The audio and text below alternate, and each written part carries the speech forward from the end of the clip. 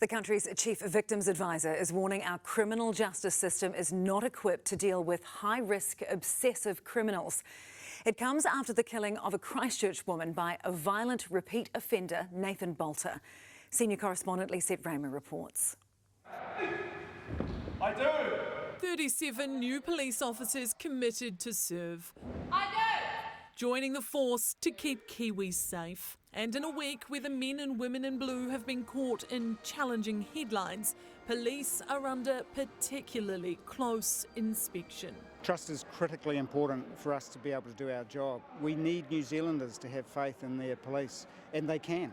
But the trust is lacking, not just due to the week that was, but especially when it comes to protecting victims.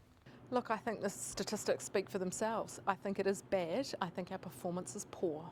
The country's chief victims advisor, Ruth Money, says the system is struggling to deal with our most high-risk criminals. Everything about this is so preventable, and what really makes me sad and then rage is that we have survivors in the system trying their best. They feel responsible to protect the community from these people. That is not the victim's job. It comes after Nathan Boulter this week pleaded guilty to killing a woman in Christchurch, stabbing her 55 times just 2.5 weeks after being released from prison. He had been threatening and stalking her, calling her nearly 600 times over that period. We put a tremendous amount of effort and work into prevention where opportunities are clear to us. We may not always get it right.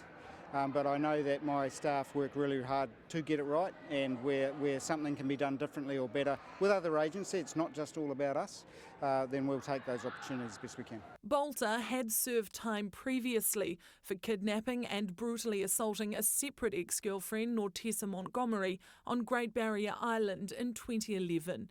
He was released despite Montgomery imploring the parole board not to free him. My number one priority is that the system privileges feedback and caution from victims. The victims are the ones with the lived experience. The police minister agrees. It's very simple terms.